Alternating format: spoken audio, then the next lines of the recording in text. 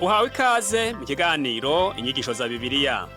Muri iki kiganiro tugenda turaba ibice by'ivyanditswe muri Bibiliya yera ijambo ry'Imana, tukarimbura insiguro yavyo.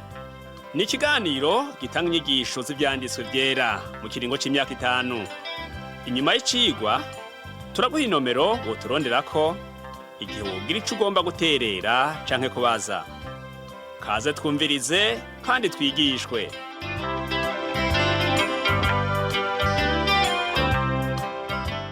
Nshuti nawe mugenzi uriko urakurikirana iki cigwa c'inyigisho za Bibiliya, ndakuramukije amahoro mwami wacu Yesu Kristo abane nawe. Uri kumwe kandi na Pastor Samuel Nsabimbona ndakigushikiriza. Uno munsi twagomba tubandanye kwiyumvira ku vyiyumviro ngenderwako vyogufasha gusoma Bibiliya. Akenshi nararose akaryo ko guharira n'abayisilamu. Abenshi muri bo n'abantu b'abanyedini ugereranije n'abafaransa bari mu miryango ibayabaye.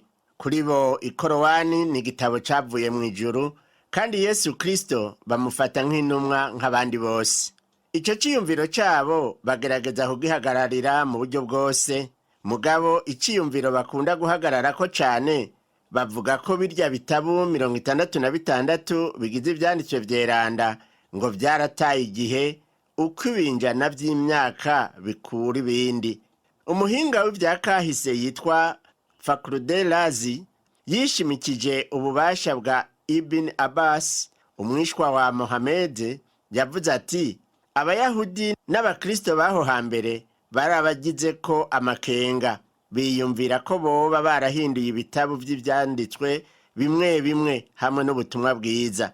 Mugabo dukurikije iciyumviro c'abahanga mu vya Bibiliya, dusanga bidashoboka kwizo nyandiko zihinduka, kuko ivyanditswe vyari bizwi na bose kandi vyari vyarakwiragijwe heshi hashoboka.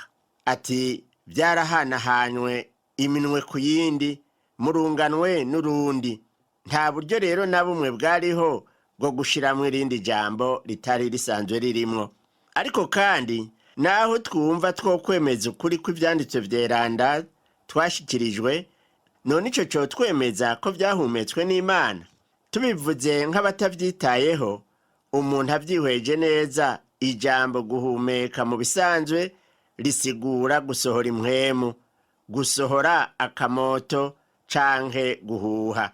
None ni iki conyemeza ko ivyanditswe vyeranda ari ijambo ry'Imana koko? Mu bisanzwe abantu banditse ivyanditswe vyeranda haraciye hafi imyaka 2000 bavyanditse mu kanya gato, kandi abo bari abantu bashobora kugira intege nke nka wewe hamwe na jewe. Ariko kandi barashoboye kudushikiriza inyigisho zifise urutonde, zitavuguruzanya ngo zibemwo amahinyu ku gice na kimwe c'ubuzima, kandi batavuganye canke ngo hagire uwubakira ku vy'uwundi yanditse. Ico naco ni gitangaza. Ibi vyanditswe vyeranda bishobora kuzofasha kugira iserangura ryiza ry'ibi vyanditswe vyeranda nyene nk'uko tuzobibona. Nambe ibi bivugwa ari ukuri, vyoba bigomba kutwemeza nk'uko nabivuze ko mpwemu yera ari we mwanditsi nyawe w'iki gitabo c'ibitabu arico citwa Bibiliya, atari gusa ibitabu vy'abanditsi vyashizwe hamwe. Tugarutse kubanditse ivyanditswe vyeranda, abafashe ikaramu bari abana b'abantu bambaye inyama n'amaraso nka wewe na jewe. Bavuze uko bavyumva bivanye n'uko nabo nyene bameze. Amajambo bakoresheje yari afise akarangamutima kabo kadahinduka, ariko banditse basunitswe na mpwemu yera, ku buryo ari amajambo n'ivyivugo vyerekana neza ivyiyumviro vya mpwemu yera n'ubugombe bw'Imana. Imana yitije ubuhinga bw'umwumwe kahise kiwe ivyo yarazi, kandi kugira ngo ivuge neza ivyo yagomba kuvuga. Ubwo buranga bubiri, akijuru n'ak'umuntu, bigize ivyanditswe vyera, igitabo kimwe rudende cisa nk'uko Kristo Imana yigize umuntu yabayeho. Yesu yavutse ku ngoma y'umwami yaganza abandi bami, ariwe yitwa Kaisari Augusta. Umwana w'Imana yavukiye mu ruhongore rugayitse, iciba Noheri ya mbere. Isezerano rya kera cyo kimwe na rishasha riremeza atagukekeranya ko ari ijambo ry'Imana. Mu isezerano rya kera handitswemwo amajambo ashika ku 3,888 yerekana mu buryo ubu canke buriya ko yavuzwe n'Imana. Birumvikana ko ntagiye kubaha igitigiri c'ayo majambo ngaha muri kano kanya. Naho bikunda kwemezwa, birasubirwamwo ko ivyanditswe vyeranda ari ijambo ry'Imana, bishobora kuba vyo canke ntibibe vyo. Ariko turavye ingene ivyanditswe vyeranda ari igikoresho ntasubirirwa mu kuremesha abantu, gukekeranya ibintu nk'ibi bemeje basubiramwo. Ariko turavye ingene ivyanditswe vyeranda ari igikoresho ntasubirirwamwo mu kuremesha abantu, gukerekeranya ibintu nk'ibi bemeje bisubiriza, vyo kwerekana kutagira akaranga bikomeye. Namba ivyanditswe vyeranda bitavuga ukuri, vyoshobora gute kuremesha abantu? Ntivyoba vyumvikana, vyomera nk'amazi yoduga akarengera isoko yayo. Igisigaye co kuvuga nuko igitabo c'ibitabu arico Bibiliya yera kivuga ukuri, kandi umuntu wese yifuza kumenya ukuri nace bugufi yemere ko ivyanditswe vyeranda vyanka vyakunda ari ijambo ry'Imana. Abayuda bumiye ku isezerano rya kera, hanyuma ishengero rica rifata ko Bibiliya yose yahumetswe n'Imana. Iyo umuntu arisoma bibonekamo akaranga k'ukuri kuzuye abanditsi bahaye ivyo vyanditswe. Nk'akarorero, Mose yarazi neza ko ariko arashikiriza amajambo y'Imana kuri vya bisate vy'amabuye vyanditsweko ivyagezwe 10. Imbere yuko abivuga vyose yanditse ati, hanyuma Uhoraho avuga ayo majambo yose ati. N'abandi banditsi niko babigenza. Umwami ahambaye Dawidi yanditse hafi igice c'igitabu c'amazaburi, niwe yisi biri mu isezerano rya kera vyose ijambo ryawe, amabwirizwa yawe, ivyagezwe vyawe nukuri. Aha dusomye zaburi 119 twoca tubibona. Ikigeretseko kandi novuga ko ari icemezo gikomeye, Yesu Kristo n'intumwa ziwe baremeje intahe n'ukuri kuri mu vyanditswe vyeranda ibihetangabo kenshi.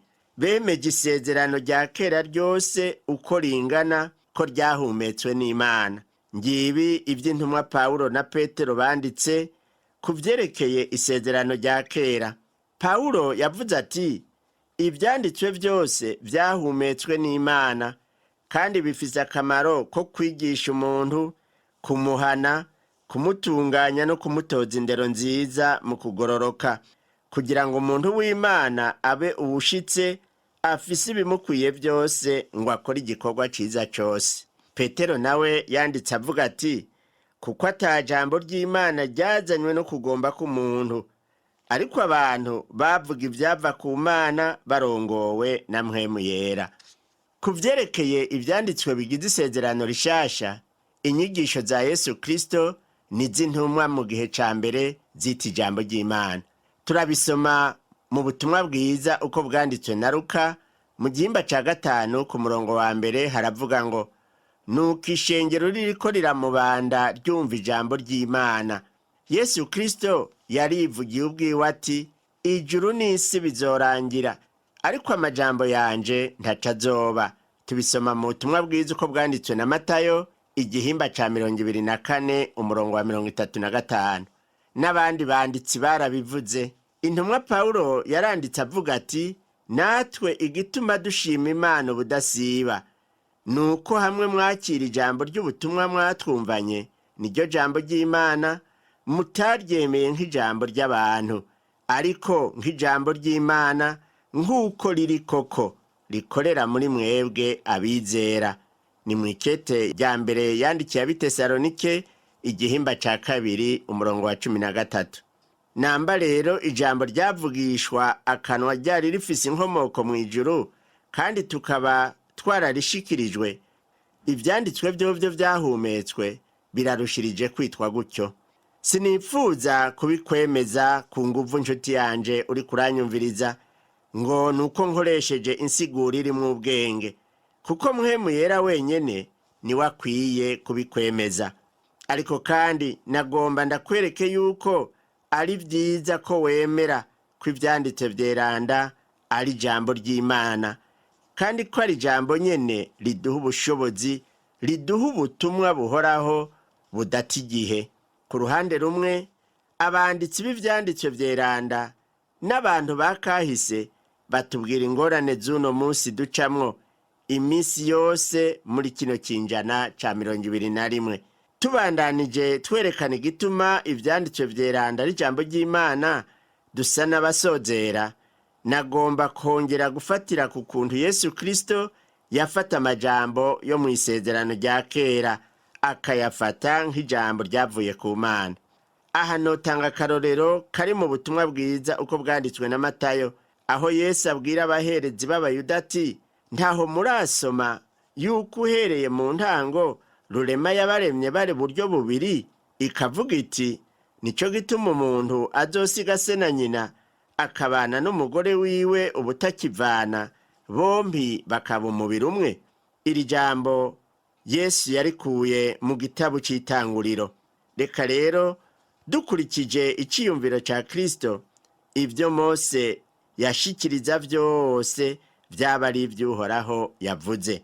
Ubu naho nk'uko namaze kubivuga, nahawe nshuti yanje mugenzi uri kurumviriza zino nyigisho za Bibiliya, kwihitiramwo ukagira aho uhagaze ukurikije ivyo abanditsi banditse, abanditsi b'ivyanditswe vyeranda vy'Imana.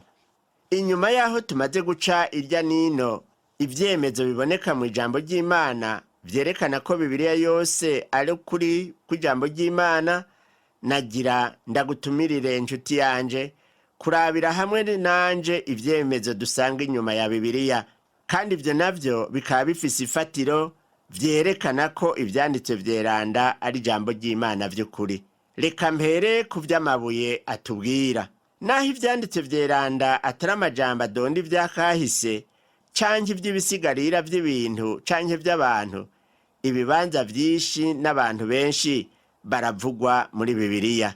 Nk'akarorero mu gihimba ca 33 c'igitabu co guharura, igitabu kigira kane canditswe na Mose, umurongo wa 42, baravuga ibibanza bitandukanye. Ubwa mbere barabikekeranya, ariko no munsi vyaragaragaye ko biri mu bigize isi ya kahise. Reka duse n'abavyiyumvirako gatoya. Iyo umuntu yama yababwiye ukuri ku bintu bimwe bimwe, kandi mukaba mushobora kubihinyuza ko ari byo canke atari byo, haba hari amahirwe menshi yuko ivyo azokubwira hanyuma biba navyo nyene ari byo naho bitangaje. Aha rero nagomba ngaruke ku vyo twigira ku mabuye. Duhereye ku vyo twigishwa n'ibisigarira vy'ibintu canke vy'abantu vyacukuwe, tukabihera mu mwaka w'igihumbi n'amajana ndwi na 98, igihe amajana n'amajana y'abahizi babakora utugenegene b'abafaransa baherekeza Napoleon igihe bashwara igihugu ca Egiputa. Nagomba urabe uko ibintu vyaciye bimera. Mu nyuma yaho, uwize ivyakahise vya Egiputa w'umufaransa yitwa Champollion yarashoboye gutanga umuco ku vyitwa ibuye rya Rosata, Pierre de Rosette. Guhera mu mpera y'ikinjana ca 19 harabaye icukugwa ry'urutavanako rw'ibisigarira vy'ibintu n'abantu mu gihugu ca Egiputa, igihugu ca Siriya, ica Babuloni, Iraki no muri Palestina. Kandi ricukugwa ryarabandanije gushika n'uno munsi aho bishoboka, baravye ivy'indondabihugu n'ivya politiki. Gushitsa ico gihe hari vyabaye vyari vyanditse muri Bibiliya, vyafatwa n'abashakashatsi nk'uko ari imigani. Niho rero uwitwa Wellhausen asanzwe azwi mu bashakashatsi bo mu buseruko bo mu kinjana ca 19 yahakana ibivugwa mu gihimba ca 14 c'igitabu c'Itanguriro, kivuga ukuntu abami bane bo mu kigobe c'Ubuperesi aribo Persiki bateye abami 5 bo mu karere ka Palestina gaherereye ku kiyaga c'Umunyu bakabanesha. Ariko mu mwaka w'igihumbi kimwe n'amajana 890 ico kigabane caremejwe kubera icukugwa ryerekanye amazina y'abo bami n'aho bacumbitse. dufatiye ku nkuru ya Aburahamu dusanga mu gitabo cy'Itanguriro, ari we sekuruza w'Abayuda n'Abarabu, ni umwe mu bantu bahambaye bagize inkuru ya kahise, akaba kandi muri 10 bavugwa muri Bibiliya kubera yuko yitwa se w'abizera. Ariko kandi mu kigabane cya 11 cy'igitabo cy'Itanguriro turabona ko yakuriye mu gihugu ca Uri mu Bukarudaya. Abizi vya kahise n'abacukuzi biyumvira ko ari kibanza kivugwa nk'imigani. Naho rero habonetse agasozi k'igitangaza kari muri Iraki, abo bita Croissant Fertile, hakoreshwa n'Ababedouin nk'ikibanza c'ubuhungiro igihe hateye igihuhusi c'umusenyi. Umucukuzi yasanze ari kigunguzi c'ibisagara birunze hejuru y'ibindi. Mu mwaka w'1857 mu raporo yo mu ishure rimwe ry'Ipari mu Bufaransa, umuhinga wo mu vy'iterambere ryo mu buseruko yitwa Jules Oppert yavuze ati Uri cari gisagara gikuru c'ako karere, yishimikije ivyanditswe ku gikono c'ibumba catowe aho hantu. Mu myaka ya 200 Uri carateye imbere gushika naho abacukuzi batangara.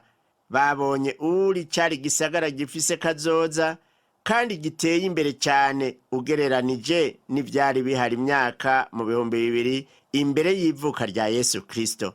Iyumvire nawe, inzu zari zifise amagorofa, hariho inzu nini zigizwe n'ibibanza 15 zifise naho guteramira, utuyira two gucamwo, ibibanza, ingoro zifise iminara y'igitangaza yitirirwa Imana y'izuba. Dusangayo kandi n'amasezerano y'ubudandaji. Abasimerien bari bubatse Uri, nibo bari ku gatwe k'iterambere muri ico gihugu cahezagiwe. Bari baravomeje ako karere uruzi barukatishije. Ico kibanza ubu gisigaye ari ubugaragwa uno munsi. Cari gitotahe cuzuye ingano n'ibindi vyo mu bwoko bw'ingano nka orge, segre hamwe n'ibigazi. Ubucukuzi bwarongeye buremeza ibiranga imigenzi ivugwa mu kahise k'imigani iri muri Bibiliya. Nk'akarorero ni Nuzi, igisagara ca kera cyo muri Iraki. Barahatoye udutebe tw'ibumba twemeza imigenzo n'ivyivugo vyo mu gihe ca Aburahamu. Ibitabo bisigura ivya kahise bivuga biti inyandiko zo muri Nuzi zatanze umuco ku bice bigoye vy'ivyabaye ku nkomoko yo gutorana umuryango wa se w'umuntu ico gihe. Hafi cyane mu myaka iheze mu 1976 abacukuzi b'Abataliyano n'Abasiriya barabonye mu buraruko bwa Siriya igisagara ca kera citwa Ebra, izina risanzwe ritaboneka muri Bibiliya. Ibihumbi n'ibihumbi vy'udutebe twaratowe mu bubiko bw'ibitabo vy'abami mu kimpumbi cya kabiri. Kuri ivyo ikinyamakuru gisohoka rimwe mu ndwi citwa Le Point yanditse mu nimero yayo yo kuwa 19 Ntwarante 1979 ikurikira ivuga iti aho hantu tuhasanga ibintu bitangaje, aho tubona inyandiko zigizwe n'amazina ya Kame Asusa. Muri Bibiliya tuhabona Aburahamu. Kuri ubwo butebe bwo muri Ebra hoho handitswe ko Aburahamu, Esawu ku ruhande rumwe, Disumu ku rundi ruhande. Muri Bibiliya dusoma izina Ishimayeli mu gitabo cy'Itanguriro, ariko kuri utwo dutebe naho tuhasoma ngo Ishimayilumu. Isirayeli naho tuzi yuko handitswe mu vyanditswe vyeranda, naho kuri utwo dutebe hacandikwa ko Ishirayiru. Ubu rero ibindi dusanga mu bubiko bw'ivyanditswe byo muri Ebra hari amazina y'ibisagara bisanzwe biri muri Bibiliya, mugabo bisanzwe bitemejwe n'abadonda ivya kahise. Ikindi tubona ko nuko vyanditswe mu rutonde rumwe nk'uko tubibona mu gitabo cy'Itanguriro. Naho rero tubona Sodomu, Gomora, Adma, Zeboyimu, Bela n'ibindi. Iyo tubona amabuye avuga no kugira ngo bishigikire kandi vyemeze ukuri kuri mu kahise cy'ivyanditswe vyeranda. Turabona ko hari isano riri hagati y'ivyavuzwe muri Bibiliya mu gihe ca Aburahamu n'ivyatowe bicukuwe. Turabona kandi ko ibintu vya kahise bivugwa cane bishingirwa intahe n'ivyanditswe ku mabuye. Nivyo mu gihe ca Aburahamu, ariko abanditsi bose ba Bibiliya barahuza. Igitabo canditswe n'umuvugishwa n'Imana Daniyeli yatwawe ari nyagano i Babuloni mu kinjana ca 6 imbere yuko Yesu Kristo avuka, cabaye urubuga rudasanzwe rwo kudutahuza kubera bijya bice vyacu 12 bivuga cane ku bintu vya kahise vyo mu gihugu ca Babuloni, navyo bikaba bitemewe n'abo bize ivya kahise. Iterwa ridasanzwe ryerekeye uwo yitwa Beluteshaza umuhungu wa Nebukadineza yitwa Nebukodonozor mu bitabo vyacu bidonda kahise. Daniyeli yemeza ko ari we yabaye umwami wa nyuma yaganje Babuloni, akaba yapfuye umunsi igisoda c'Abamedi n'Abaperisi bafata ico gisagara.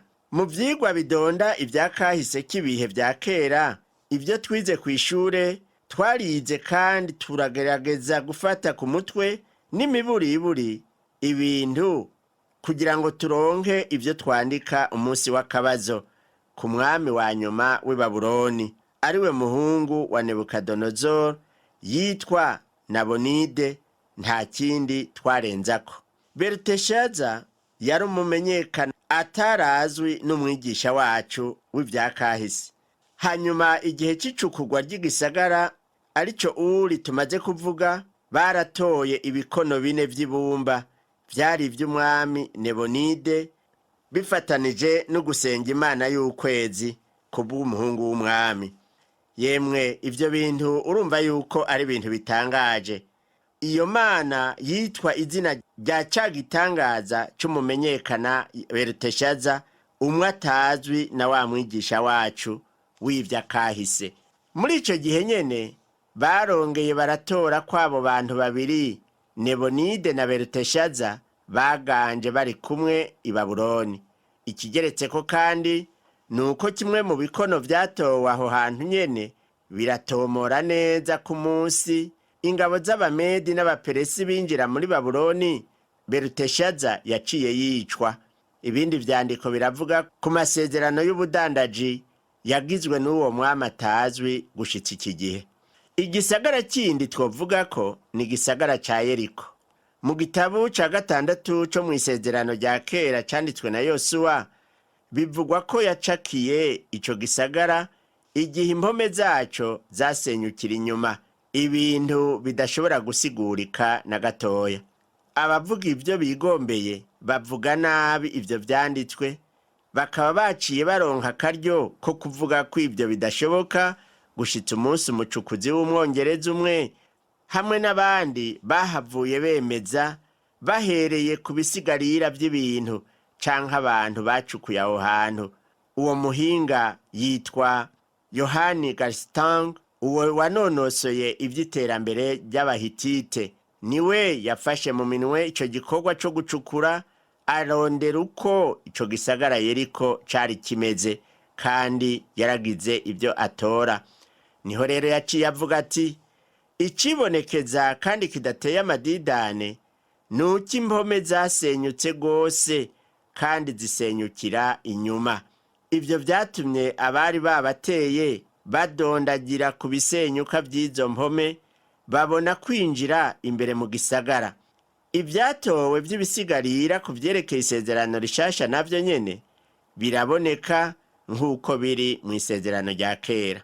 Kuva mu mwaka w'1890 umuhinga w'ivya kahise w'umufaransa yitwa Viguru yashize ahabona igitabo ciwe gifise impapuro 400 zanditse uruhande rumwe, yitiriye isezerano rishasha n'ivyatowe n'ibisigarira vya none. Mu gifaransa yacise Le Nouveau Testament et les découvertes archéologiques modernes.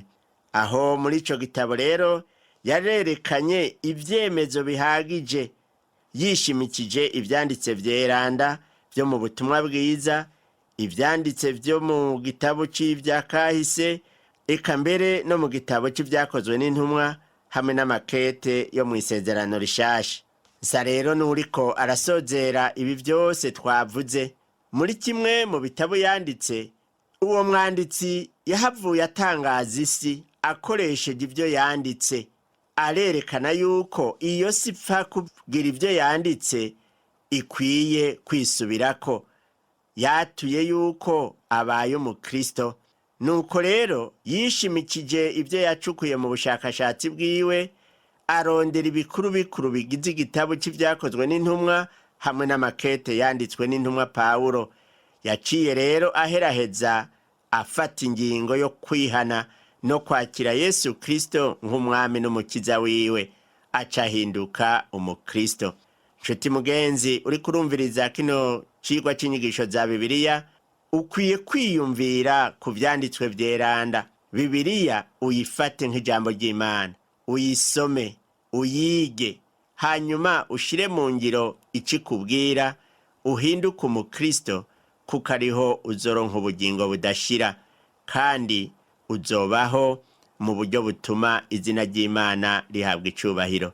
Reka turangize dusenga.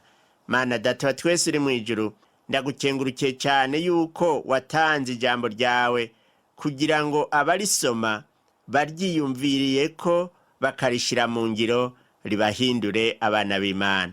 Ndasengeye uyakurikiranye kino cigwa, umuhe umutima wo gukunda Bibiliya, ayisome ayiyumvireko kandi ayishire mu ngiro. Ikirenze byose yakire Yesu nk'umwami n'umukiza mu bugingo bwiwe. Ndabisabye mu izina rya Yesu Kristo umwami wacu, amen. Cigwa cacu cyo kuri uno munsi igarukiye ngaha, naho ubutaha umwami wacu Yesu Kristo aguhezagire.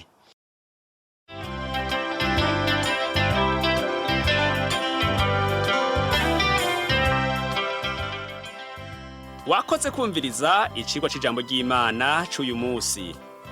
Ushobora kumviriza n'ibindi biganiro by'inyigisho za Bibiliya, canke ukabikwega kuri uru rubuga rwa interinete rukurikira: http utuburungu tubiri uturongo tubiri duhengetse ttb akaburungu twr akaburungu org. Ushobora kumviriza ikiganiro cyo muri indwi, canke ugafyonda ahanditswe ngo rondera ukurikije itariki, kugira ngo wumvirize ikiganiro camaze kurengana.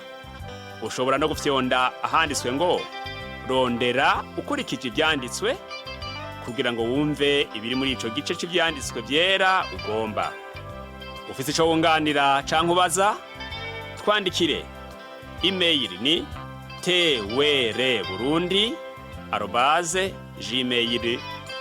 twr@gmail.com. Ushobora kandi kudusanga kuri Facebook yitwa TWR Burundi.